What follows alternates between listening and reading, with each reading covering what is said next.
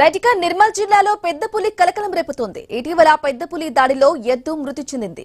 ఈ ఘటన తర్వాత అటవీ శాఖ అధికారులు అప్రమత్తమయ్యారు.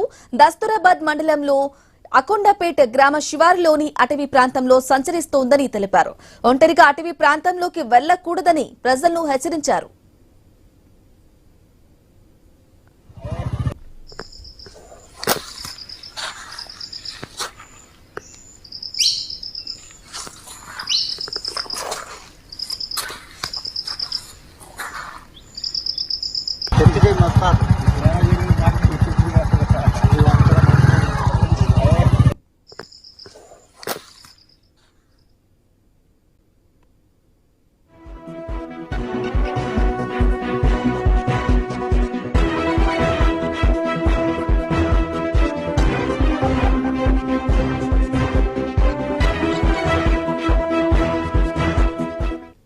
బ్రేకింగ్ న్యూస్ చూస్తున్నాం. సోషల్ మీడియాలో కేటుగాళ్లు రెచ్చిపోతున్నారు. ఫేక్ అకౌంట్లు సృష్టించి మహిళను వేధించిన ఘటన హైదరాబాద్ ఉప్పల్ పరిధిలో చోటు చేసుకుంది. అందుకు సంబంధించిన బ్రేకింగ్ న్యూస్ చూస్తున్నాం.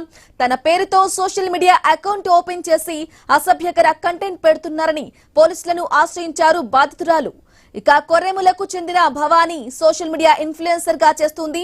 తనపై ప్రమోద్ కుమార్ అసభ్యకరమైన కంటెంట్లు పెడుతున్నారని పోలీసులకు ఫిర్యాదు చేసింది. ఇక ఫోన్ చేసి వేధిస్తున్నారని ఆవేదన వ్యక్తం చేసింది. ప్రమోద్, బాలాజీ, భానుప్రసాద్లపై తనకు అనుమానం ఉందని ఫిర్యాదులో తెలిపింది. విచారణ జరిపి తనకు రక్షణ కల్పించాలని పోలీసులను వేడుకున్నారు భవానీ. ఇతను అమ్మాయితో ఎంత అసభ్యకరంగా మాట్లాడతాడు, ఎంత అవహేళనగా బిహేవ్ చేస్తాడు క్లియర్ గా ఈ వీడియోలో చెప్తాను. 1 సంవత్సరంన్నర క్రితం వేరే వాళ్ళతో గొడవ పెట్టుకుని ఆ గొడవలో నాతో వచ్చి మాట్లాడి నేను ఎటువైపు న్యాయం ఉందో అటువైపు మాట్లాడినందుకు నా మీద కోపంతో నా మీద అరిచి ఫోన్ నిలకేసి కొట్టి నన్ను బ్లాక్ చేశాడు.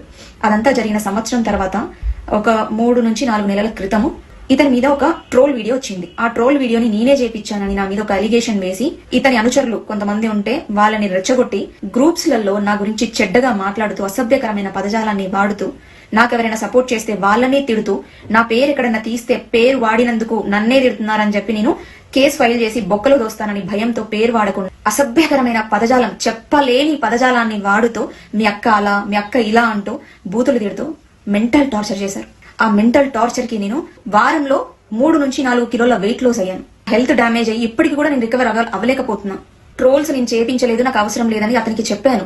జాలిరెడ్డి అని పేరు పెట్టింది నువ్వే కదా, అందరి మీద జాలి పడతానని చెప్పి నేను ట్రోల్ చేపిస్తున్నా అంటే ఎలా నమ్మావు అని అడగడం జరిగింది. అలా నేను అడిగినప్పుడైనా తను చేసే పనులన్నీ ఆపేయకుండా ఆ గ్రూప్స్ లలో ఇంకా ఇంకా ఇంకా నన్ను ఎంత దిగజార్చాలో, ఎంత తిట్టాలో అంతా తిట్టారు.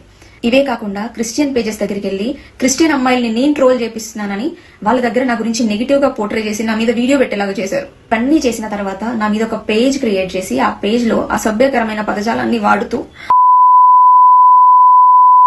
నా ఫేస్ ని ఆ పేజ్ లో పెట్టి ప్రతి ఇంట్లోనూ ఆడపిల్ల ఉంటుంది, ప్రతి మగాడు ఒక అమ్మ కడుపులోంచే రావాలి, అమ్మ ఇచ్చే బ్రెస్ట్ మిల్క్ తోనే ప్రతి ఒక్కడు పెరిగి పెద్దవ్వాలి. అలాంటి ఒక చెప్తే ఎలా ఉంటుందో నాకు అర్థం కావట్లేదు, కానీ చెప్పేస్తాను. అసభ్యకరంగా మాట్లాడుతూ పేజ్ క్రియేట్ చేశారు. నాకు సపోర్టివ్ గా ఎవరన్నా హిందూ పేజెస్ మాట్లాడితే వాళ్ళని అసభ్యకరంగా మాట్లాడడం, మీ అక్క అలా, మీ అక్క ఇలా, మీ అక్కని ఇలా చేస్తాం, మీ అక్కని అలా చేస్తామని చెప్పి ఆ బూతులన్నీ మాట్లాడడము. నన్ను ఉద్దేశిస్తే సనాతన ట్రావెలర్ గాడు దాన్ని రీపోస్ట్ చేశాడు. అప్పుడు నాకు ఇంకా ఆవేశం కట్టలు తెచ్చుకొని నేను ఇంకా సహించలేను, ఇంకా నేను ఇంకా నేను మాట్లాడకుండా ఉండలేను, ఇంకా నేను నిలదీయకుండా ఉంటే తప్పు నాదే అవుతుంది అని చెప్పి నేను వాడి దగ్గరికి వెళ్ళి వాట్సాప్ లో ఇది స్క్రీన్ షాట్ షేర్ చేసి, ఏంటి నువ్వు చేసేది అసలు మనిషివేనా, ఏం చేస్తున్నావు అని అడిగితే వాడు అన్నమాట, నువ్వు నన్ను బ్లాక్ చేసినప్పుడు నా గురించి ఒక స్టోరీలో మెన్షన్ చేశావు, ఇన్ని రోజులు అన్నా అని పిలిచాను ఇతన్ని, కానీ ఇప్పుడు నాకు అతనికి ఎలాంటి సంబంధం లేదన్నావు కదా, అదే కర్మనికి ఇప్పుడు రిపీట్ అవుతుంది అన్నాడు. నీ మీద ఒక ట్రోల్ పడ్డందుకే విలవిలలాడిపోయావు. ఒక అమ్మాయి అని చూడకుండా, అది కూడా మన ధర్మంలో మన అమ్మాయి, ఇన్ని రోజులు చెల్లిలా భావించానని చూడకుండా, కనికరం లేకుండా ఇన్ని మాటలు వీళ్ళతో తిట్టించి ఇన్ని చేశాడు. మాట్లాడితే బూతులు, ఆడనా మగనా తేడా లేకుండా ఎవరిని పడితే వాళ్ళని బూతులు తిట్టే వీనికి ఎంత పెద్ద కర్మ రిపీట్ కావాలి.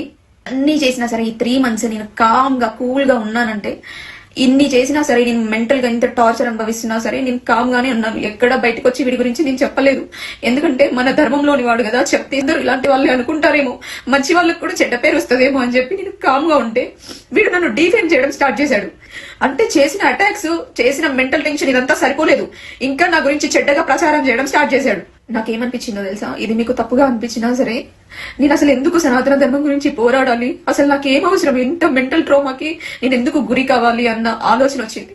ఈ 2.5 సంవత్సరాల్లో ఏ క్రిస్టియన్ పేజెస్ నన్ను ట్రోల్ చేసినా, ఎవరు డీఫేమ్ చేసినా, ఎవరు ఏం చేసినా పట్టించుకొని నేను ఈ విషయాన్ని పట్టించుకున్నా. ఎందుకంటే బయట వాళ్ళంటే మనకు బాధ అనిపించదు, మన అనుకునే వాళ్ళు చేసినప్పుడు ఇంకా మనకు అక్కర్లేదు అనిపిస్తుంది. సో నేను కొన్ని రోజులు వీడియోలు పెట్టడమే మానేసా, అందరితో మాట్లాడడం మానేసా. వీడు ఎన్ని చేసినా నేను మనసులో పెట్టుకుని కామ్గా ఉన్నాను. మనోడే కదా, అన్న అని పిలిచాను కదా అని చెప్పి. కానీ వీడి మీద ఒక వీడియో చేసినందుకు ఒక లేడీ మీద కేసు వేస్తా అని బెదిరిస్తున్నాడు. నీ మీద ఒక వీడియో ఇస్తే నువ్వు కేసేస్తావు, నువ్వు అంత తోపువి, అంత తురుంబే అయినవా? ఇన్ని మాటలు తిట్టి, ఇంత అవమానించి, ఇంత బాడీ షేమింగ్ చేసిన ఒక అమ్మాయిని నీ మీద ఎన్ని కేసులు ఫైల్ చేయాలి? సో జాలి, దయ, కరుణ నీకు లేనప్పుడు నేనెందుకు ఊరుకోవాలి? అందుకే ఈ వీడియో చేశా. నీకు సంబంధించిన బాధితులు ఇన్స్టాగ్రామ్ నిండా ఉన్నారు. ఎవరు నీ గురించి వచ్చి బయట మాట్లాడట్లేదు అంటే అర్థం నువ్వు తోపువి, తురుంబి అని కాదు, నువ్వు పిచ్చి కుక్కవి అని. నీకు ఆపోజిట్ గా ఎవరైనా మాట్లాడితే చాలు